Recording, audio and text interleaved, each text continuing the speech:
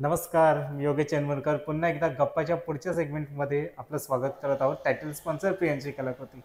तर आज आपण मुंबई सोडून हा आता पॉडकास्ट करणार आहोत. वसईला आलोय आपण भेटायला कृणाल दादाची. कृणाल दादा नमस्कार. नमस्कार. सगळ्यात बोल. मला पहिलं सांगा की आंदोलन आणि हायकोर्ट सोडून तुम्ही आता मुंबईमध्ये गणपती बनवायला कधी येणार?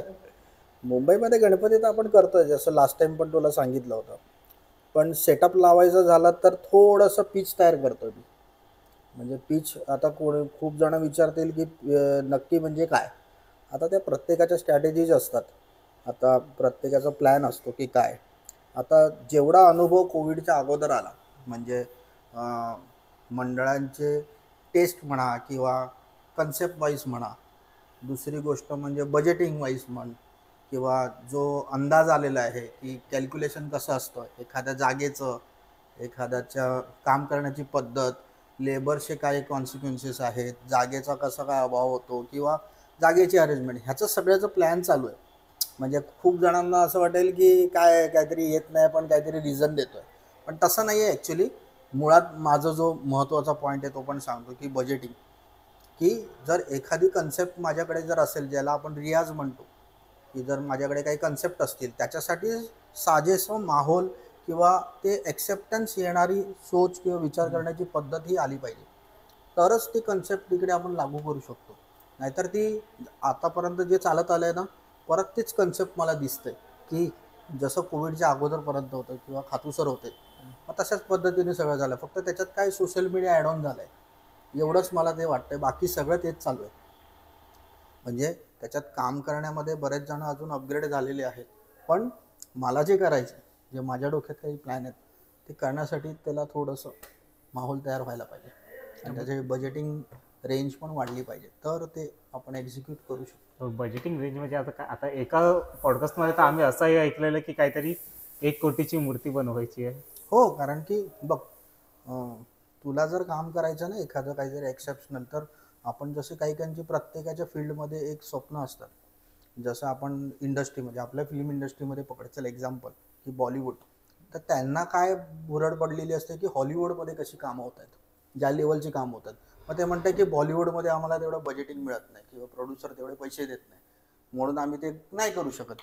बाकी टेक्निकली, टेक्नॉलॉजी वाईज, VFX वगैरे सगळं आहे, पण तेवढे पैसे टेक्निशियनना नाही देऊ शकत, त्याच्यामुळे आपण ती लेवल नाही गाठू शकत. असं पण काही त्यांचे कन्सेप्ट आहेत ना. तसंच मी ह्या बेसवरती तुला एक एक्झाम्पल म्हणून सांगतोय की जर माझ्या डोक्यात असेल की 1 CR पर्यंत जर माझं बजेटिंग जातं एखाद्या मूर्ती, तर ते देणारा कोण प्रोड्युसर आहे का मला, तर मी ते माझं स्क्रिप्ट दाखवू शकतो त्याला की, आणि मी त्याच्यानंतर पुढचं काय डिरेक्शन करायचे किंवा जे काय काम करायचं ते करू शकतो. ते प्रत्येकाची स्वप्न असतात ना. म्हणजे आपण आतापर्यंत कन्सेप्ट बघितली की 100 वर्षाचा गणपती किंवा 50 वर्षाचा गणपती किंवा 25 वर्षाचा गणपती, तर तिकडे आपण काय विचार करतो की प्रत्येक वेळेला कन्सेप्ट काय येतं की एकतर रथ असेल किंवा असं काहीतरी असतं. पण त्याच्या व्यतिरिक्त पण काहीतरी क्रिएटिव्ह जाऊ शकतो ना आपण. पण त्याच्यासाठी लागणारे टेक्निकल गोष्टी पाहिजेत. म्हणजे टेक्निकल गोष्टी म्हणजे ट्रॉलीज म्हण, किंवा त्याला ज्या साजेसं लागणाऱ्या काही गोष्टी असतात, ॲम्बियन्स म्हण, आणि दुसरी गोष्ट म्हणजे फंड. त्याच्यावरती कन्सेप्ट काही आहेत जे आपण त्याला रिझल्ट आपण देऊ शकतो. पण की मग तिकडे यासाठी असं नाही, थोडंसं ते असं नाही वाटत आहे का की परत ते झिरोपासून सगळं स्टार्ट करायला लागणार? करावंच लागेल ना. तुला काहीतरी वेगळं जर सेटअप, मला काय म्हणायचं आहे की तुम्ही स्पेशल इयर का करता, की आठवणीत राहण्यासाठी करता ना. मग तिकडनं ट्रेंड पण चेंज झाला पाहिजे. मला असं वाटतं की तिकडनं जर तो ट्रेंड सेट झाला ना, तर तुला कळेल की येस, ते जे काय आपण काय केलं ना फ्रॉम स्टार्ट, की एखाद्या गोष्टीला सुरुवातीपासून परत त्याच्यावर ॲज अ प्रोजेक्ट म्हणून त्याच्याकडे बघितलं ना, नुसतं एका वर्षाचा विचार नाही, ॲज अ प्रोजेक्ट म्हणून मी त्याच्याकडे जेव्हा बघतो, तेव्हा आम्ही प्रोफेशनली एखाद्या आर्किटेक्टसाठी जेव्हा एखादं काम करतो किंवा एका प्रोजेक्टवरती जेव्हा काम करतो, तर त्याच लेवलवरती चालतं ना. स्केचिंग होतं, त्याचं मिनिएचर होतं, मिनिएचरवरनं एनलार्ज मॉडेल होतं, मग त्याचं मोल्डिंग कास्टिंग होऊन मग पीस येतो. इवन त्याचं सॅम्पलिंग पण जातं की काय थिकनेसमध्ये होणार आहे, कसा रिझल्ट येणार आहे. मग तिकडे तुम्ही ॲक्सिडेंटल इफेक्टवरती डिपेंडेंट नाही राहत. बरेच जण बघ, आता तुला दिसत असेल की मंडळानं फॉलोअप करत असतात, गणपती जॉईंटिंगला मागे बसलेले असतात, हो. आणि तिकडे मूर्तिकार गणपती जॉईन, कारण की ट्रस्ट नसतो. डिरेक्टली बोलायला गेलं तर की आमचा गणपती कसा होणार आहे त्यांनाही माहिती नाही. तर तो ट्रस्ट नसल्यामुळे कोण आखणीवाला शोधतोय, कोण सांगतो त्याला इमिटेशन केलं तर कशी मजा येईल. पण हे जर अगोदरच प्लॅन केलेलं असेल ना, तर हे शाश्वती तुम्हाला मिळणारच की हा हे असंच होणार आहे, कारण की ते फॉलोअप करण्यासाठी ती ट्रॅक तुला मॉडेलवरतीच ते फायनलाइज होईल की येस हे प्रोजेक्ट असं होणार. समजलं मी? तर त्याचा जो फंड आहे ना, किंवा कन्सेप्टचे जे पैसे, आता समजा मी एखादी कन्सेप्ट सजेस्ट करतो, पण मंडळाकडे त्याच्यासाठी फंड आहे की वेगळा आर्टिस्ट बघून त्याच्यासाठी सोशल मीडियावरती ती स्केच पोस्ट करण्यासाठी त्याकडे ॲडिशनल फंड आहे. मग तुम्हाला जर मूर्ती सुंदर करण्यासाठी फंड नाही आहे का, तर ह्या काही गोष्टी आहेत रे, छोट्या छोट्या गोष्टी. सो इम्पॉर्टन्स कशाला द्यायला पाहिजे ना, ते जर झालं ना, म्हणून मी म्हटलं की ते जेव्हा विचारसरणी जेव्हा बदले ना, तेव्हा नक्कीच मी तुला तिकडे दिसेल. कारण की तिकडे जे काम करण्याची मजा आहे ना, तिकडे जे मी म्हणतो ना, रक्तामध्ये, त्या वाऱ्यामध्ये, हवेमध्येच गणेशोत्सव आहे. तर तिकडेच केल्यानंतर ते होऊ शकतं. फक्त त्याच्या साजेसं तिकडे तो माहोल क्रिएट झाला पाहिजे. त्या दिवशी मी तुला लगेच तिकडे दिसेल. नाही बट अगेन आता मग ते इथे राहून पण कसं होणार? इथे राहून मी काही मंडळांना सुरुवात केली आहे ओके. की हाईट डझंट मॅटर. समजलं? की मोठीच मूर्ती म्हणजे काही हे नाही आहे, पण तुझं जॉग्राफिकल कंडिशन महत्त्वाची. इथे राहून मी ते करतो. आणि इथे राहून माझं कसं आहे की सेटअप लागलेलं आहे. त्याच्या मी छोट्या छोट्या गोष्टीवरती जे काम चाललं आहे ना आमचं, ते आम्ही टीमचं जे डिव्हिजन होतं ना, की इकडे प्रोजेक्ट चालू आहे, तिकडे प्रोजेक्ट चालू आहे, मग आम्ही इथे एका जागेवरती त्याचे प्रॉप्स तयार करतो आणि मग ते असेंबल करतो आणि घेऊन जातो, असं. आणि मग ते रिझल्ट येतोय त्याला. पण दादा आता जसं तुम्ही ते हाईटचं बोलतच होतात, बट अगेन एकेकाळी सगळ्यात मोठी बॉडी ही तुमचीच होती. मग परत अगेन हाईट आणलेली पण तुम्हीच. होती ना, आहे ऑलरेडी.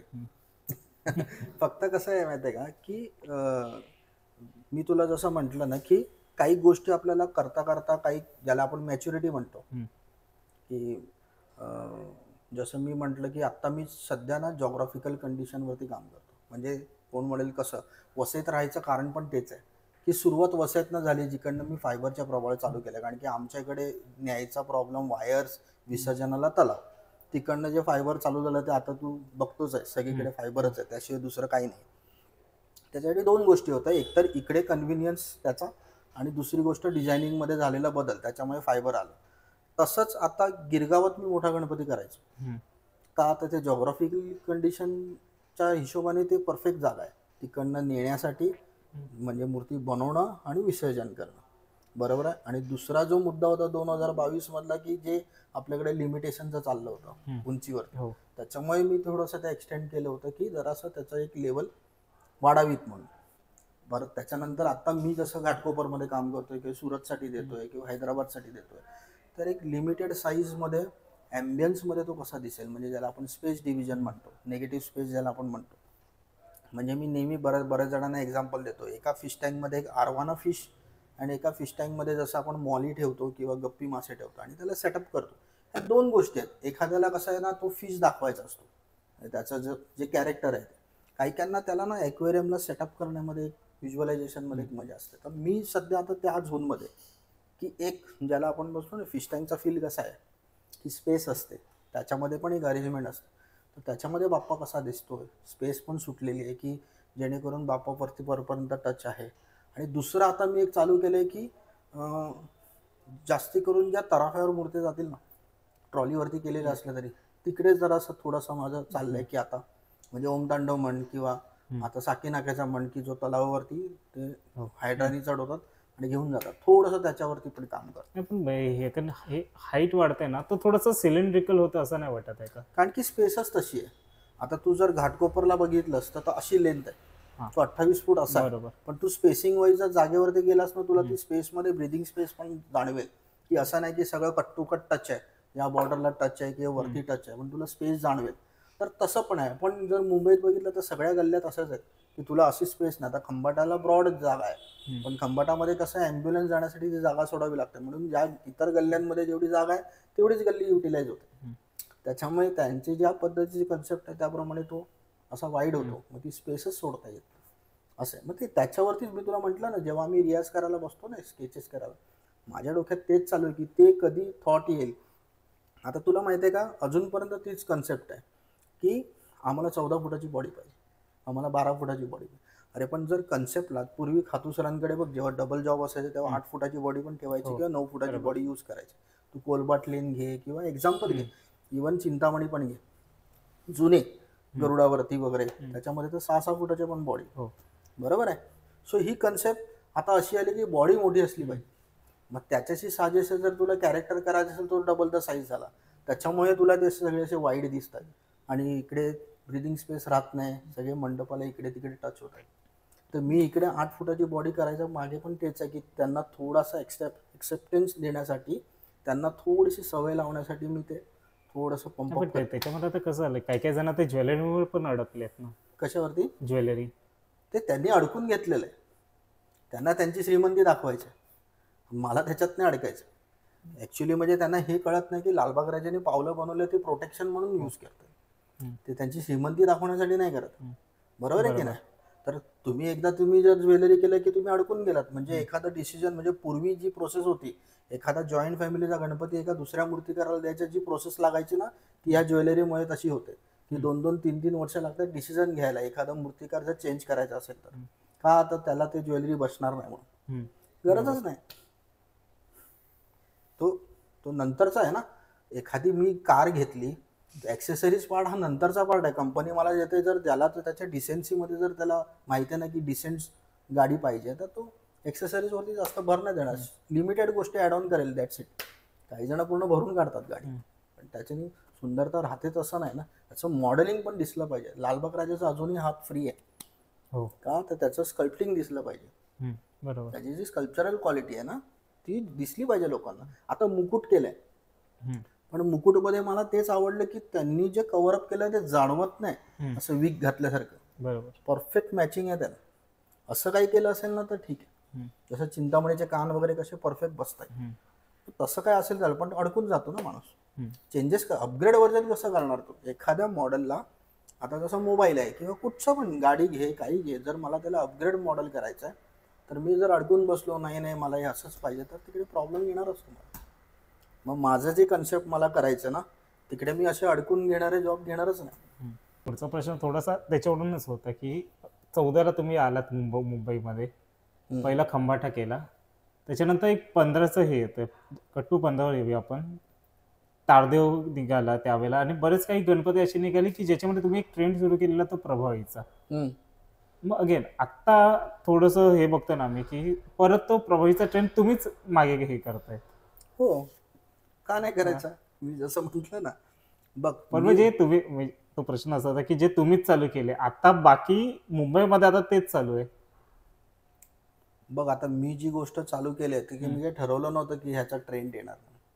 मी माझ्या हिशोबाने किंवा जसं मी मगाशी पण म्हटलं की मी माझे स्केचेस किंवा माझे रियाज करत असतो. आता पुढे ते लोक फॉलो करायला लागतील किंवा लोक तीच मागणी करतील, तर मी त्या पद्धतीने नाही बसणारा माणूस. मी नेहमी तुला काहीतरी अपग्रेड करायला लागणार. जसं तू मगाशी मला प्रश्न विचारला की परळला का नाही, तर त्याच्यासाठीच नाही आहे की मला तर तो ट्रेंड सेट झाला ना. पण मला माझे जे ऑलरेडी फ्युचरमधले जे स्केचेस आहेत त्याच्यासाठी मला साजेसं मला त्या पद्धतीचे कंपोजिशन्स करायचे, बरोबर की नाही. आता ट्रेंड तो बाकीचे जण फॉलो करतात. आता कोण बालाजी यूज करतंय, कोण शंकर भगवान घेते, ते मी करून झालेलं आहे. आता मी पण तेच करायला लागलो तर मग ती मजा राहणारच नाही ना. मला मी जसं म्हटलं की मला काहीतरी अपग्रेड करायचं. कोविड नंतर तुला विपुल जाधव माहिती असेल, तर त्याला मी 2 वर्ष 3 वर्ष अगोदर, म्हणजे कोविडच्या अगोदर बोललो की मला 1 वर्षाची सुट्टी पाहिजे कमीत कमी. तो आपण ज्याला स्पेस म्हणतो ना ती, आणि ती जनरली कोविडनी मला दिली. म्हणजे सगळी सिच्युएशन अशी झाली की सगळं स्टॉप झालं. सो मी एन्जॉय केलं कोविडमध्ये खूप, कळलं का. त्याचं रिझन पण तेच आहे की मला जे करायचं आहे ना त्याच्यासाठी जी स्पेस लागते ना, तर ती मिळाली मला.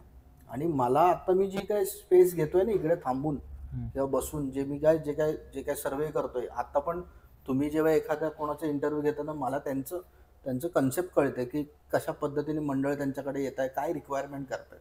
शेवटी क्लायंट मेन महत्त्वाचा आहे.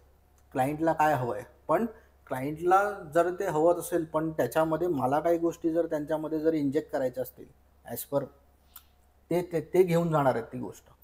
पण मला कळेल ना की त्यांच्या डोक्यात काय चालेल. कारण की एक कन्सेप्ट होती की मंडळांमध्ये ना क्रिएटिव्ह पर्सन असायचे, 1-2 जे गणपतीला त्या लेवलवरती न्यायचे. मग एकदा का तो गणपती फेमस झाले की त्यांना बाजूला केलं जातं. ते सर्रास बरेच मंडळांमधली ती एक कन्सेप्ट आहे. सो तसे पर्सन शोधणं पण गरजेचं आहे, जिकडे मी माझं कन्सेप्ट त्यांना सांगू शकतो. तरच ते पुढे इम्प्लिमेंट होऊ शकेल. आणि झाला विषय प्रबळीचा, तर मी तो चेंज का करतोय? कारण की मी ते करून झालेलो आहे आणि मी जर तेच करत राहिलो तर काहीतरी अपग्रेड व्हर्जन झालंच पाहिजे ना. आणि मी जे काही कन्सेप्ट करत असतो त्याच्यामध्ये मला दिसतंय की मला पुढे काय करायचं, त्याच्यामुळे मी त्याच पद्धतीने करत राहणार. लोक काय म्हणतायत की बा आता ते जर चालू आहे ते त्याच्याने राहिलो तर मग तूच जुना मोबाईल यूज करायला लागेल असं आहे. ओके. पण अगेन आता मग कोविड नंतरचा पण 1 वर्ष तो तसंच गेलेला ना, 22चा. हो, तर तो तर जस्ट आपण ज्याला म्हणू ना की तेव्हा तर परमिशन मिळणार की नाही मिळणार माहिती आहे ना, ती सिच्युएशन होती. त्याच्या अगोदर मी गणपती घेतले होते ते. आणि तिकडे पण मी काय केलं की जे आपल्याकडे काय अवेलेबल आहे प्रॉप्स त्याच्यातनं काम करायचं. आणि त्याच्यातले फार कमी सिलेक्टेड लोकांना मी काही बनवलं असेल तर, जसं की तू ताडदेवला बघितलं तर तो कार्तिकेचं पॅटर्न बनवलं होतं असं. कारण की तेव्हा माहितीच नव्हतं की मोठे गणपती तेवढ्या लेवलवर होणार आहेत की नाही. परत तिकडे आर्थिक गणित आलंच. मग मी विचार केला, मग त्याच्यानंतर मी सगळ्यांना मेसेज केले, डोंगरी हे वगैरे सगळे, की मी नाही करू शकत. त्याचं रिझन तेच होतं की मला माहिती आहे की मंडळं तिकडेच आहेत, कामं करतायत, नवीन नवीन आर्टिस्ट येणार, काम करणार. पण ज्या दिवशी मला म्हणजे ओव्हर कॉन्फिडन्स नाही, जेव्हा मला कॉन्फिडन्स माझ्याकडे तेवढा आहे की मी जेव्हा रियाज करतोय ज्या बेस लेवलवरती, ज्या दिवशी मी तिकडे करेन ना, तेव्हा मी त्यांना कन्व्हिन्स करू शकेल की तुम्ही या, मी तुम्हाला हे देऊ शकतो. किंवा जेव्हा ते माझ्याकडे स्वतःहून अप्रोच होतील तेव्हा माझ्याकडे दाखवायला त्यांच्याकडे मटेरियल असेल की हे हे हे आपण असं असं वेगळ्या पद्धतीने करू शकतो. सो माझं मी जे म्हटलं ना की पीच तयार करत होते ते मी तशा पद्धतीने करतो. पण ते थोडंसं यावर्षी पण ती तशी सिच्युएशन आलेलीच. कसली? विसर्जन आपलं हे सॉरी गणपती बसणार नाही बसणार, कसं बसणार, हम्म. मटेरियल काय असणार. नाही, पण मी कधीच त्या गोष्टीसाठी कधी घाबरलो नाही. म्हणजे कारण की बघ, ज्यांचं टेक्निकल नॉलेज किंवा ज्यांना क्लेवर येतं ना, ते कधी घाबरत नाही. आणि प्रश्न तिकडेच येतो परत फिरून फिरून की बजेट. जर जी प्रोसेस जर आता समजा इको फ्रेंडली करायची आहे, समजा आता तू म्हटलंस की जे नावाजलेले मूर्तिकार आहेत ज्यांना टिपिकल स्कल्प्टिंग येतं किंवा मॉडेलिंग येतं, क्ले मॉडेलिंग, ते कधीच घाबरणार नाही. त्यांना तू सांगितलं 22 फुटाचा किंवा 30 फुटाचा मातीचा गणपती करायचा आहे, तर वी कॅन डू, करू शकतो आपण. फक्त पार्ट तिकडेच येतो की त्याचा मोबदला देऊ शकणार आहेत का, फंडिंग. बाकी काही नाही, बाकी कुठचीच गोष्ट अडचणीची नाही आहे. इवन विसर्जनाचा प्रश्न पण त्याचाच आहे. फंडमुळेच सगळं ह्या अडचणी तुला दिसत आहेत. ज्या दिवशी तुझ्याकडे फंड असेल ना, त्या दिवशी तुला लालबाग राजाने तुला प्रेझेंटेशनच दिलेलं आहे की विसर्जन कशा पद्धतीने होऊ शकतं. लालबाग राजा, उमरखाडी, बाप्पा राजा, डोंगरीचा राजा, चिंतामणी, ओम तांडव, जेवढे पण पाटावरच्या तराफ्यावर जातात हे तुम्हाला दरवर्षी प्रेझेंटेशनच देत आहेत की कशा पद्धतीने विसर्जन होऊ शकतं. मग त्याच्यात वेगळं काही नाही, फक्त तुमच्याकडे टीम पाहिजे, बरोबर आहे, आणि दुसरी गोष्ट फंड पाहिजे. तर तुम्ही त्या ओटीची एक लेवल असते ना, ओटी आणि भरतीची, ज्याला हाय टाईड लो टाईड म्हणतो, त्याच्या लिमिटच्या पलीकडे जर गणपती गेला ना, तुला गणपती कधी दिसणार नाही. बट मग आता जे डायरेक्टली रॉडवर आहेत त्यांचं तेही येऊ शकतात, का नाही होऊ शकत? माणसाने सगळं बनवलेलं आहे, माणूस वरपर्यंत गेलेला आहे युनिवर्समध्ये, समजलं ना, फंडच्याच भरोश्यावरती ना. कळतंय का मी काय बोलतो? मी असं नाही म्हणलं की एक्सेस मनी, पण टेक्निकल माणूस जर तिकडे बंदा जर आला आणि त्याला जर तुम्ही, आता जसं मी बोलतोय की ट्रॉली फिरती पाहिजे म्हणून त्या बंद्याला तुम्ही एक्स्ट्रा पैसे देता की नाही, तेव्हा ह्या चर्चा चालतात की या मंडळीने 2 लाखात केली तर ह्यांनी 4 लाख कशाला दिले त्याला.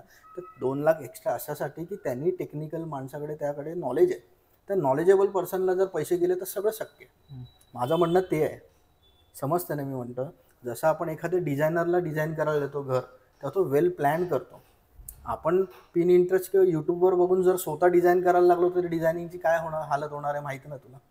तर तसंच आहे ते. सो ज्याचं काम त्याच्याकडे द्यायचं, त्याच्याकडे तुम्हाला एक्स्ट्रा पैसे मोजावेच लागणार. जेव्हा ते एक्स्ट्रा पैसे मोजाल ना, त्याचा रिझल्ट तुम्हाला दिसणार. सिम्पल कन्सेप्ट आहे. आणि आपल्या या पट्ट्याला जेवढ्या वॉटर बॉडीज आहेत ना, तेवढ्या कोणालाच नाही, कोणाकडेच नाही आहेत असं आहे. सो मला ते काय असं काय खूप असं काय रॉकेट सायन्स नाही वाटत आहे. फक्त तिकडे फंडची गरज आहे. आणि प्रेझेंटेशन तर दरवर्षी देत आहे, लालबाग राजा पण देतो आहे, सगळं देतो. मग अजून काय पाहिजे तुम्हाला असं आहे. आणि ट्रॉलीवरचा विषय झाला ना, तोही आत जाऊ शकतो. एवढ्या टनाच्या बोटी आत जाऊ शकतात, तर ट्रॉली काय चीज आहे. सगळं होऊ शकतं. दादा 2015वरच येऊया. तुमच्या त्या एंट्रीच्या ह्याच्यावर. हम्म. मग ती स्टार्ट होती आणि आता एक 25 आपलं हे 2025 आता 10 वर्ष. हम्म. त्या 10 वर्षामध्ये एक अनेक चेंजेसही झाले केपी आर्ट्समध्येही. हम्म. सो अगेन तुम्हाला तो काळ आणि या काळामध्ये एक फरक काय जाणवतोय अपग्रेडेशन सोडून ते? काय नाही, आम्ही सगळे इव्हॉल्व होतोय म्हणजे की ज्याला आपण मॅच्युरिटी म्हणतो की सुरुवातीला म्हणजे आता मला ज्या पद्धतीचं आता यूट्यूबवरती बघताना दिसतंय की हा मूर्तिकार आहे, हा आहे, सो अँड सो आहे, तर तिकडे बघताना मला माझे दिवस आठवतात की 2015मध्ये फक्त फरक एवढाच की तेव्हा माझ्यासमोर दिग्गज होते ज्यांच्यासमोर आपले हात पाय थरथरतात. आता ते थरथरू शकत नाही कारण की ते सगळेच प्लेयर सगळे यंगच आहेत आजूबाजूला पण. त्याच्यामुळे माझ्या वेळेला तर डेंजर माणसं होती समोर, हे सगळ्यांना माहिती आहे. फक्त बघताना एकच मला आठवतं की आत्ताच जसं यंग मुलांमध्ये जसं जोश आहे ना तसंच माझ्यामध्ये पण होतं आणि आताही आहे. फक्त खूप जणांना वाटते वसायला बसल्या म्हणून शांत आहे, शांत अजिबात नाही. फक्त कसं आहे की ती मॅच्युरिटी आलेली आहे. म्हणजे लग्नाच्या अगोदर एखादा व्यक्ती कोणालाही भेटतो, लग्नानंतर विचार करतो का, तर ती मॅच्युरिटी आलेली असते की मी जर ह्याला भिडलो नंतर कॉन्सिक्वेन्सेस काय आहेत. हाच फरक आला 10 वर्षामध्ये, कळलं ना. त्याच्यामुळे प्रत्येक गोष्टीला प्लॅन करून, अजून जास्त प्लॅन करून, 2015मध्ये पण आम्ही प्लॅन करूनच गेलो होतो. जागेचा हा माझ्या नशिबाने मला मिळालेला, पण ते प्लॅन असल्यामुळे किंवा टीम असल्यामुळे मी त्याला प्लॅनच लागतो. तेव्हा फक्त ती सिच्युएशन किंवा ती जो बोलतात ना ती संधी मिळणं गरजेचं असतं. ते संधीचं सोनं केलं मी. आणि आजही मी आजही व्हिज्युअली लालबागमध्येच आहे. त्या गोष्टीकडे विचार करूनच काम करतो की असं नाही की मी इथे बसलोय तर तिकडचं पूर्ण डोक्यातनं काढलेलं आहे, कारण की मेन मार्केटच ते. कळलं का तुला. सो चाललेलं आहे अजूनपर्यंत तेच आम्ही इम्प्रोवाइज करतोय. आणि 2015 आणि 2025मध्ये एकच आहे की मॅच्युरिटी लेवल वाढलेली आहे. एखाद्या गोष्टीकडे बघण्याचं प्लॅनिंगमध्ये अजून बरेचसे फरक पडलेले आहेत. माझ्या टीममध्ये खूप फरक आलेला आहे की ते जे 2015मध्ये जे यंग होते त्यांना तेवढंसं असं कॉन्फिडन्स नव्हता. आता प्रत्येकजण तेवढा कॉन्फिडन्स झालं की दादाला काय हवं आहे, आणि त्यांना नुसतं आपण बोलतो ना नजरेवरती कळतंय की काय पाहिजे. त्याच्यामुळे मी बिंदास तुझ्याकडे इकडे बसून बोलू शकतो. आता कामाचा पीक पॉईंट आहे तरी पण तिकडे जॉईंटिंग पण चालू आहे, क्लेवर की चालू आहे, सगळं चालू आहे. तेव्हा कसं आहे मीही करायचो आणि मी सांगायचो तेच चालायचं. पण आता इम्प्रोव्हायझेशन आणि जे आपण त्याला बोलतो इन्स्ट्रक्शन अशा लेवलवर गेले की प्रत्येकाकडे स्केच आहे. जे मेन पर्सन आहेत ना त्यांच्याकडे प्रिंटआउट्स आहेत स्केचेसचे, जे पहिले फक्त माझ्याकडे असायचे. त्यामुळे प्रत्येकाकडे त्या गोष्टी आहेत की त्याला त्याचा पार्ट काय आहे. तर ते पण तेवढे मॅच्युअर झाले तर 2015. ते कधी भीती नव्हती का की टीम तुटण्याची किंवा असं? कधीच नाही, कधीच नाही. मी मगाशी लास्टच्या इंटरव्ह्यूमध्ये पण तेच सांगितलं की मी अंड शोधतो. समजलं ना. मी नेहमी माझ्या माणसाला कोणाला सांगितलं ना तर अंडा मिल रहा है तो लेके आ. ते माझी जी लँग्वेज आहे किंवा माझी काम करण्याची पद्धत हे त्यांना माहिती आहे. आणि मी कधीच आजपर्यंत कोणता माणूस फुटून जाईल किंवा हे जाईल, कारण की बघ रे की तडका देणारा मीच आहे. रेसिपी मसाले सगळे डीमार्टमध्ये पण मिळतात, किराणावाल्याकडे पण मिळतात, सगळीकडे मिळतात. फक्त त्याला कुठे केवढा कसा लावायचा हे डिसिजन करणारा मी आहे. त्याच्यामुळे मला माहिती आहे काय करायचं. त्याच्यामुळे मी कधीच घाबरत नाही. मला डिरेक्शन करताना मला माहिती आहे की मला कोणता कॅरेक्टर घ्यायचा आहे, कोण हवं आहे, कोण नको आहे. हां, कधी कधी आपण जो ट्रेन केलेला पर्सन आहे तो अचानक गेल्यामुळे किंवा न सांगता गेल्यामुळे थोडासा त्या पॉईंटला थोडासा प्रॉब्लेम येईल. पण तेवढे पेशन्स लेवल तयार झालेले आहेत की त्याच्या नंतर मग आपणच बंदूक घेऊन उभं राहायचं. तेवढं परत लाईनअप करायचं की प्लॅन बी प्लॅन सी रेडी असतं. मग ते पर्सन येतात आणि ते हँडओव्हर घेतात आणि ते कंटिन्यू करतात. त्याच्यामुळे आणि जसं मी मगाशी पण म्हटलं की माझे स्केचेस मला माहीत आहेत काय चालणार आहेत. त्याच्यामुळे मी काय चेंजेस केले किंवा मी काय त्याच्यावरती इम्प्रोवाइज केले हे मला माहिती आहे. समोरच्या व्यक्तीला कळणारही नाही. समजलं. तर तेवढी पॉवर मी माझ्याकडे ठेवली अजूनपर्यंत. तर हा माझा प्लस आहे. तर आता हे सगळं म्हणजे आता एक बाहेर आम्ही विचारतो ना की बऱ्याच जणांना आम्ही विचारलेलं पण की केपी म्हणजे काय. मग बऱ्याच जणांचं मुंबईचा महाराजा किंवा भव्यता हे सगळं होतं. पण अगेन 2021ला मी आलेलो इथे सेकंड कोविडच्या वेळेला. 2020 नंतर एक बघितलं ना की नो डाऊट मोठे मूर्त्या बाकी सगळे चांगले, बट एक बघण्यामध्ये मजा आहे ना की लहान मूर्त्या. घरगुती मूर्त्या, हम्म, त्याच्यामध्ये जे बोलतात ना, ती एक आता वैभवचंच आपण उदाहरण घेऊया. हम्म, त्याच्या घरी पहिल्या वर्षी तर ऑप्शनच नव्हता, दुसऱ्या वर्षीपासून जाते तुमची दुसरी मूर्ती. हम्म. तर त्या मूर्तीचं कसं झालं, एक बोलतात ना, केपी स्टाईल पण आहे, लचक पण आहे आणि लहान पण आहे. हम्म. तर दोन्हीमध्ये तो फरक काय आहे? फरक काहीच नाही आहे. मी तुला आधी पण तेच सांगितलं, ज्यांचं फ्लेवर काय ना, ज्यांना बेस आहे ना, त्यांना डझंट मॅटर की साईज कोणती आहे. हम्म.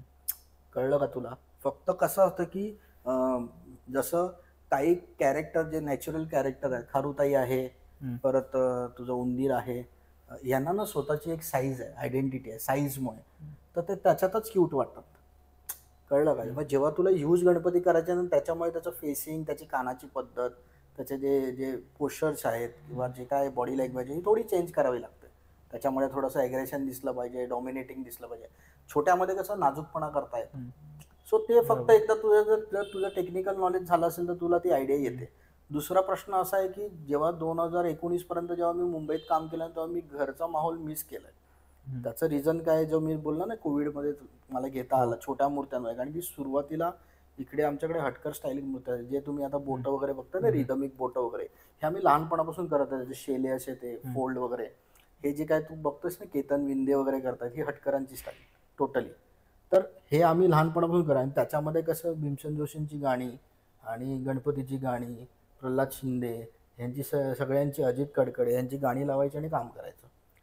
ते मी परेलला मिस करायचो. परेलला तो आवाज कधी आलाच नाही. परेलला फक्त तुला माहिती आहे ना की सगळी लोक ये उठा ठाकम ठोक ते सगळं चालू. आणि इथे कसं आहे ना, नॅचरल गोष्ट म्हणजे माती, जी कोविडमध्ये मिळालं. त्याच्यामुळे तू जेव्हा आला होता तेव्हा तुला ते कळत असेल, जेव्हा तू ते कृष्णवाल्या मूर्तीचा पण व्हिडिओ बनवला होता, मोर, आणि त्याच्यामध्ये जी रिदमिक बोटं वगैरे जी आहेत, सो ती पण एक एन्जॉय पॉईंट आहे. त्याच्यामुळे मी कधी मिस नाही केलं की मी इथे आहे किंवा मी तिकडे आहे.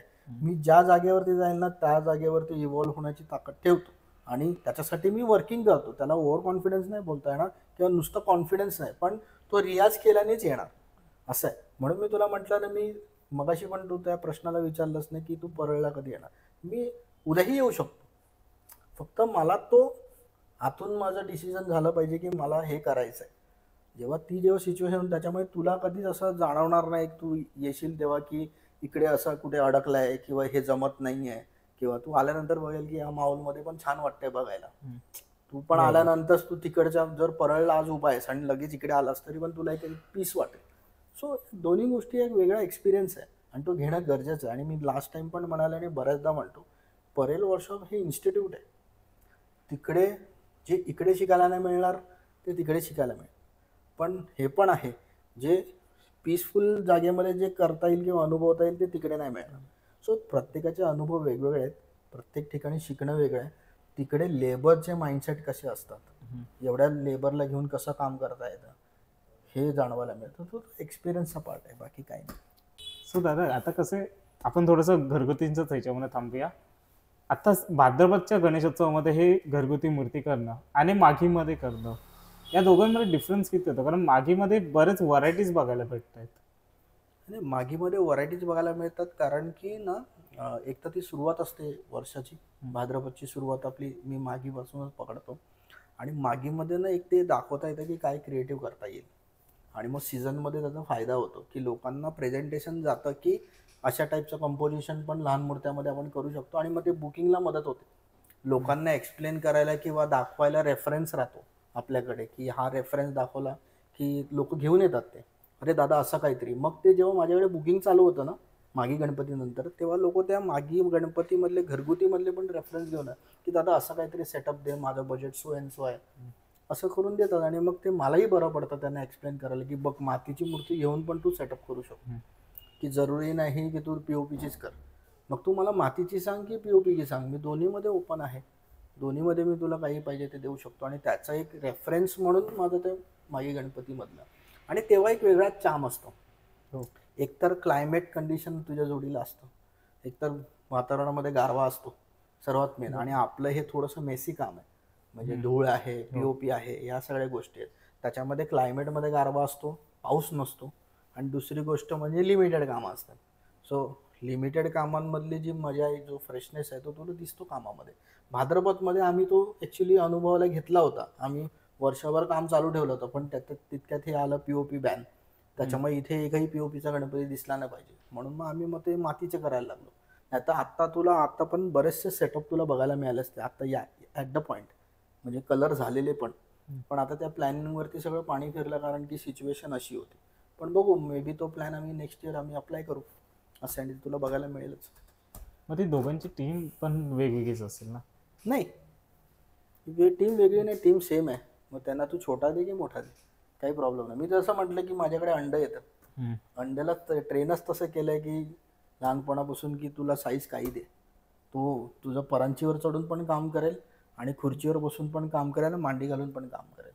आता माझ्याकडे, मी तुला म्हटलं ना, मी कोणत्या पण गोष्टीला पॉझिटिव्हली घेतो. जसं कोविडला घेतलं, जसं ह्या केसला घेतलं की पीओपी बॅन. त्याच्यामुळे मी तेवढ्या वेळामध्ये माझ्या अंड्यांना जे पीओपीचे कास्टिंग करायचे किंवा पीओपी, त्यांना मी सगळ्यांना मातीचं कास्टिंग आणि मातीचं फिनिशिंग शिकवलं. म्हणजे आता उद्या समजा माझ्या हातातनं समजा माझा हा माणूस तिकडे रिप्लेस करायचा आणि त्याला इकडे आणायचं ना, तर मी 10 माणसांना तरी आणू शकतो. तर तेवढे मी माझ्या समोर जसे क्लास चालतात ना, तसे करून घेतले, तर त्याचा फायदा मला पेपर का झाला. नाही? हां, पेपर का नाही? पेपर तो फील नाही देत. पेपरला तू स्कल्प्टिंग नाही करू शकत, मॉडेलिंग नाही करू, डिरेक्शन नाही देता येत. त्याचं जर तू प्रोसेस जर बघितलीस ना, ज्या पद्धतीने मारून मुटकून त्याला आणावं लागतं त्या आकारावरती, झाल्यानंतर पण त्याच्यावरती एवढे कोटिंग आणि घिसाई चालू असताना की तुझी एनर्जी आहे ना, त्याला सहजता म्हणतो आपण, ईज म्हणतो ना, तो कधीच मिळणार नाही तुला त्याच्यामध्ये. कारण की हे जे पेपर स्मॅश तुम्ही म्हणताय ना, आमच्याकडे कॅथलिक पट्टा भरपूर आहे. आमच्याकडे मद्रास मावल्या यायच्या तेव्हा पेपर स्मॅशच्या, आम्ही ते रिपेअर केलेत बरेच वर्ष. त्याच्यामुळे पेपर स्मॅशच्या कामं आम्ही पूर्वीपासून केलेत.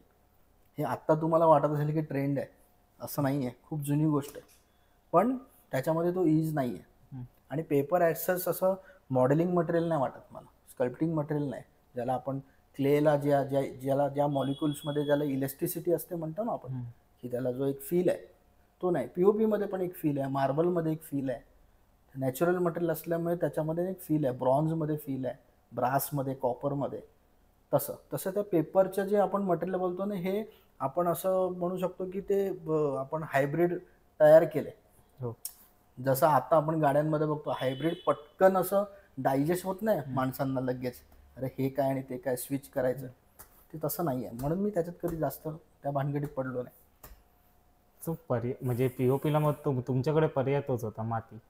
हो, ओके. मातीमध्ये बऱ्याचशा गोष्टी करू शकतो. आणि पूर्वी आमच्याकडे जॉईंट फॅमिलीच्या मूर्त्या मातीच्या 7-7 फुटाच्या आम्ही केलेल्या आहेत. 7 फुटाचे दत्तगुरू, 7 फुटाचे राजे, 7 फुटाचे ब्राह्मण बैठक, 5 फुटाचे, 6 फुटाचे. हे पूर्वी जेव्हा फॅमिलीजला, जसं आता तो कोकणात बघतो मोठे मोठे गणपती असतात, ते पूर्वी आमच्या इकडे पण चालायचे. प्लॉट्स असायचे खूप मोठे, 6-6 फुटाच्या पाटावरती वेगवेगळे कॅरेक्टर्स. आता जसं तू माझ्या मोठेमध्ये बघतो ना, हे 2 स्लॉटमधले पार्ट आहेत, अटॅच केले की एक होतो. ते सुरुवातीला मातीचे पण तसेच असायचे. कारण की लव कुश वगैरे हे सगळे जर करायचे असतील तुला, तर ते सगळे वेगवेगळ्या पार्ट, कारण की पेंटिंग करायला ईज जायचं ना, आणि त्याची आखणी अशी कशी करणार, तो कॅरेक्टर तिकडे बघतोय, तर त्यांना आम्ही वेगवेगळे करायचो आणि मग अटॅच करायचो, असं होतं. ते जुन्या कन्सेप्ट आहेत तेच आहेत, फक्त मी त्याला इम्प्रोव्हाइज केलं, दॅट्स इट, बाकी काय नाही. ओके. सो आता अगेन मोठ्या गणपतीवरच येऊया. अगेन तुम्ही जी बॉडी केलेली 2019ला, ती संकल्पना कोणाची होती मोठी बॉडीची, तुमचीच होती की मंडळाची होती? मला एक चांगला गोष्ट जर तुला मला आठवते तर 2000 बहुतेक 15च वाटते, तेव्हा खातू सर बसलेले आणि मी बसलेलो आणि तेच मंडळ आलेलं. आणि दुसरी तिसरी गल्लीचा गणपती होता आणि महाराजा बाजूला होता बहुतेक, मला तरी वाटतं ना ते हत्तीवाली कन्सेप्ट होती बघ तेव्हा. तर तेव्हा ना, म्हणजे माझा फर्स्ट एक्सपिरियन्स आहे ना, तुम्ही मंडळ येऊन कसं बोलतं की त्या लेवलवरती, तेव्हा तिकडे त्यांचं चाललेलं कॉम्पिटिशन लेवल कशी असते ती तेव्हा मी बघितलेली. अरे थोडासा ऊपर करो ना, उनका बडा लग रहा है हम लोग से. पण त्यांची जर ट्रॉली बघितली ते ऑलरेडी हायटेड आहे आणि यांची थोडीशी ग्राउंड लेवलची ट्रॉली. मग तिकडे मला ते कन्सेप्ट कळालेले की मंडळांची भूक काय, म्हणजे त्याच मंडळाबद्दल तुला तो अगोदरचा एक्सपिरियन्स सांगतो. आणि जेव्हा ते त्या टायमाला आलेलं तेव्हा माझ्या डोक्यात ते आधीच चाललं होतं की परमिशन मिळत नाही आहे, मोठ्यांना मिळेल की माहिती नाही, कारण की कोविड जर झालं होतं, आपण 4 फुटाच्या मूर्त्या करत. आणि ते मंडळाकडे थोडासा तो कॉन्फिडन्स मला वाटला की ते करू शकतं मोठं काहीतरी. आणि बघ, मी जे असं म्हटलं की लहान असतानापासून एक साईजचं एक क्रेज असतं तुलाही ते आहे, सगळ्यांना जेवढे आपण आहोत त्यांना साईजचा एक क्रेज आहे.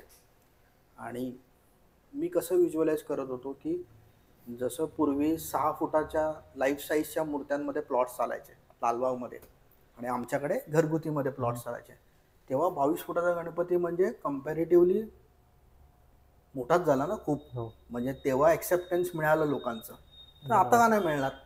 हे पण माझ्या डोक्यात प्रश्न असायचे की 6 फुटाचे बघणारे लोकांना 22 फुटाचा गणपती बघायला गेल्यानंतर तो एक ट्रेंड सेट झाला, बरोबर आहे. तर म्हटलं मी एक ह्या टायमाला करून बघतो. जर मी मॉन्युमेंटल स्कल्पचर जर कॉलेजमध्ये टेक्निकली नॉलेज घेतलं आहे, मॉन्युमेंटल स्कल्पचर जेव्हा आपण बघतो तेव्हा 50 फूट 100 फूट ह्या गोष्टी असतात. फक्त एवढंच की ते एका जागेवरती फिक्स असतं, याच्यासारखं नाही की मुवमेंट आहे त्याला.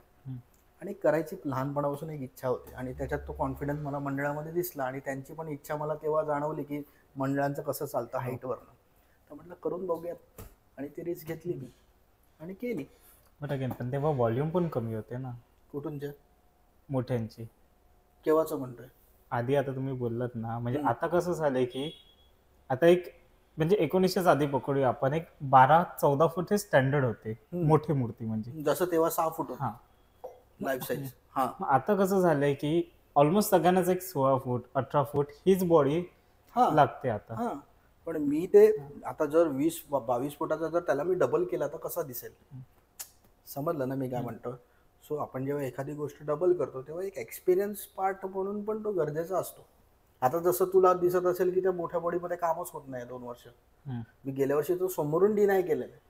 जरी मंडळ समोरून आलं सांगायला, कन्व्हिन्स करायला की कर म्हणून, तरी पण मी नाही म्हणतोय. म्हणजे मी नाही म्हणायला शिकलो पण आहे त्याच्यातनंच, बरोबर आहे. तर मी एक्सपिरियन्सही घेतोय, आणि मी नाही बनायला पण शिकलोय की काय कुठच्या लेवलवर द्यायचं, केवढं द्यायचं हे डिसिजन करणारा मीच आहे. आणि मीच माझं आयुष्य ठरवू शकतो ना की काय करायचं आणि काय नाही करायचं, बरोबर आहे. उद्या कोण दुसऱ्यांनी मला 4 पैसे जास्त दिले म्हणून ते विकत नाही घेऊ शकत, बरोबर आहे. तिकडे मी डिसिजन घेणार की मला यावर्षी करायचे की नाही करायचे. सिम्पल पार्ट, ज्याच्यासाठी मी रियाज केलेला आहे, आणि माझे ते कन्सेप्ट फिक्स असतं की मला हे करून बघायचं आहे. मी फक्त शोधत असतो की कोण त्याच्यावरती त्या लेवलवरती माझ्याकडे अप्रोच होतोय, आणि मी ती संधी यूज करतो आणि काम करतो, असं आहे. आता कसं माहिती आहे, हे सगळं ना हे फॅन बेस म्हणून पण एक मोठा पार्ट पडतो याच्यामध्ये. बट फॅन बेस नंतर एक क्रिटिसिझमही आहे हो, ते त्या पाहिजेच ना. ह्याच्यामध्ये. मग ते कसं फेस करतात तुम्ही? मी फेस नाही, मी पूर्वीपासून मला ना दोन्ही पब्लिसिटी आवडतात, पॉझिटिव्ह पण आणि निगेटिव्ह पण. मला दोन्ही पाहिजे असतात. जसं तू इंडस्ट्रीमध्ये बघतोस ना की पॉझिटिव्ह पण असतं आणि निगेटिव्ह पण असतं. मला दोन्ही पब्लिसिटी मला खूप आवडतात, त्याच्यामुळे मी त्याला पॉझिटिव्हलीच घेतो कधी पण. आणि त्या गोष्टी पाहिजेत, त्या आल्यामुळे आपल्याला कळतं की आपल्यावरती काय पॉईंट आउट होतं आहे. ज्या गोष्टी आपल्याला कळत नाही, तो माझा भाचाही येऊन कधी कधी सांगतो, अरे मामा हे असं नाही असं पाहिजे. अच्छा, मग तिकडे आपल्याला क्लिक पण होतं ना. कधी कधी आपण त्या जोशमध्ये किंवा ओव्हर कॉन्फिडन्स आला असेल तर आपण त्या करता करता करता करता काही गोष्टी, या त्या गोष्टी आपल्याला शिकवतं की इकडे हे नाही, हे पाहिजे होतं. सो ते घ्यायचं आहे आणि पुढे चालायचं आहे, असं आहे. आणि मी ते तसंच पॉझिटिव्हली घेतो आणि करत जातो. मी जसं म्हटलं की मी ठरवतो मला काय करायचं आहे, त्या पद्धतीने मी करतो. फक्त त्याच्यासाठी ज्याला द्यायचं आहे तो तेवढा केपेबल आहे का ते मी ठरवतो आणि तेवढं देतो. विषय क्लोज होतो तिकडे, आणि मला एक्सपिरियन्स मिळतो. त्याच्यातनं माझं पुढचं पाऊल ठरतं की पुढे ह्याच्या पुढे काय करायचं आहे, कोणाला करायचं आहे, केवढं करायचं आहे, आणि एवढं करायचं असेल तर कसं करता येईल, एवढंच आहे. मग आता हे सगळं करताना ना काही काही वेळेला ते थीम्स पण येत, म्हणजे आता जसं इच्छापूर्तीचे 14 रत्न किंवा ओम तांडवचं होतं. मग या सगळ्यामध्ये मध्ये अडकलं नाही जात आहे का? नाही, उलटं मी तुला खरं सांगू ना की पूर्वी जेव्हा मी कॉलेजमध्ये होतो ना तेव्हा माझ्याकडे मोबाईल नव्हता. तेव्हा आम्ही जे आपण लायब्ररीमध्ये जेव्हा जायचो आणि जुने ग्रीक स्कल्पचर्स आणि ज्याचे जे व्हॉल्यूम्स असायचे आमच्याकडे, तेच आमच्यासाठी रेफरन्स असायचे. म्हणजे रेफरन्सचं लिमिटेशन असायचं. आता रेफरन्सचा भडमार आहे. म्हणजे तू फक्त सर्च कर एखाद्या गोष्टीचं, तुझ्याकडे एवढे रेफरन्स असेल की तू याला फॉलो करशील की त्याला फॉलो करशील. मग कुठेतरी एक ट्रॅक पाहिजे तुला. आणि ज्या ज्या आपण ह्याच्यामध्ये राहतोय, ज्या जनरेशनमध्ये आपण राहतो, त्या जनरेशनमध्ये आपल्यावरती प्रभाव कसला पडतो जास्ती करून, एक तर ॲडचा, राहणीमानाचा, कपड्यांचा, की काय चालू आहे ट्रेंड, कॉलेजमध्ये काय चालू आहे, कोणत्या प्रकारचे शूज चालू आहेत, आणि एक तो मूव्हीजमध्ये. जसं मूव्हीजमध्ये बघतो की आपण सिरीज चालू आहे, जसं मार्वलचं बघतो आपण, त्या प्रत्येक कॅरेक्टरचा एक एक पिक्चर बनला आहे रे, समजलं ना. जेव्हा मार्वल्समध्ये एवढे कॅरेक्टर्स आले सगळे, आणि त्याच्यातनं एक पिक्चर झाला, आणि मग प्रत्येक इंडिव्हिज्युअल कॅरेक्टरचा एक वेगळा इंडिव्हिज्युअल मूवी झाला. म्हणजे त्यांच्याकडे त्या सिरीजला केवढं वास्ट मिळालं त्याच कन्सेप्टला घेऊन. समजलं ना. सो तेच मी इकडे लागू केलं, दुसरं काय वेगळं केलं, काही वेगळं असं काही मी कुठून आणलं नाहीये. तेच जे आपल्या आजूबाजूलाच आहे तेच घेतलं आणि इकडे इम्प्लिमेंट केलं, दॅट्स इट. बाकी काही नाही. आणि त्याच्यातनं मला खूप काही गोष्टी दाखवता येतात आणि मला एक ट्रॅक मिळाला की हे पकडूनच डिझाईन करायचं. सो काय भरकटाला होत नाही. एका वेळेला आपण एखादी रेफरन्स शोधायला घेतलं तर एवढे रेफरन्सेस येतात ना की मग आपण हे घेऊयात की ते घेऊयात, डिझाईन करताना खूप प्रॉब्लेम होता. आणि हे मला कोविडमध्ये जेव्हा मी समुद्र मंथन केलं ना, तेव्हा जेव्हा क्लिक झाला ना एवढं मस्त की अरे अरे हे एक वेगळं, जसं तू मगाशी प्रबळचं म्हटलं हे ट्रेंड चालू करूया. तर तसंच येतो तो ट्रेंड. म्हटलं ना तुला मी की आता मी सिरीज चालू केल्या, कोणी चालू नव्हतं केला, प्रबळ मी चालू केला होता, तसंच आता हे चालू केलं. सो ह्या सिरीज मध्ये ना आता एक अशी गोष्ट आहे की म्हणजे ते तुम्ही कशी कराल ते, पण त्याच्यामध्ये मदिरा पण आहे त्या 14 रत्नांमध्ये. असू देत ना. अरे त्याच्यावरती सगळं आर्थिक गणित आहे आत्ताच्या काळात. समजलं ना. जी कोणी गोष्ट बॅन नाही करू शकत, सगळ्या गोष्टी बॅनवर येतात, पण मदिरा कोण बॅन करतं का? नाही. सो पूर्वीपासून त्याचा पण एक मोड आहे रे. ते घेतल्यानंतर पण एक माणसामध्ये सेम माणसामधलं दुसरं कॅरेक्टर दिसतं तुला. म्हणजे त्या लिक्विडमध्ये एवढी ताकद आहे. सो जेव्हा आपण एखाद्या कॅरेक्टरवरती काम करतो ना, जेव्हा आपण पोर्ट्रेटवरती काम करतो, म्हणजे त्याचं काही त्याची सायकोलॉजी, त्याचं सगळं राहणं वागणं हे त्याच्यामध्ये रिप्रेझेंट झालं पाहिजे एखाद्या स्कल्पचरमध्ये. तर एखादी गोष्ट सिगरेट किंवा एखादं व्यसन केल्यानंतर माणसामध्ये म्हणजे त्याच्या एक्सप्रेशन्समध्ये किती बदल येतात, हा पण त्याचा पार्टच आहे ना. बरोबर. समजलं का? सो त्याला पॉझिटिव्हली पण घेणं गरजेचं आहे. असं आहे. आणि ते चांगलं आहे, चॅलेंजिंग काम आहे, मजा येईल करायला. किती गोष्टी आहेत त्याच्यामध्ये.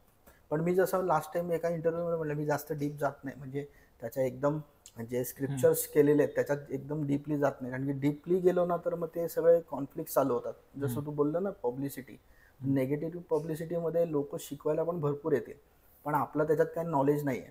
आणि ते मी ॲक्सेप्ट करतो की मी काय तेवढं वाचन वगैरे करत नाही. जे इझिली अवेलेबल आहे त्यालाच यूज करतो आणि ते रिप्रेझेंट करतो, दॅट्स इट.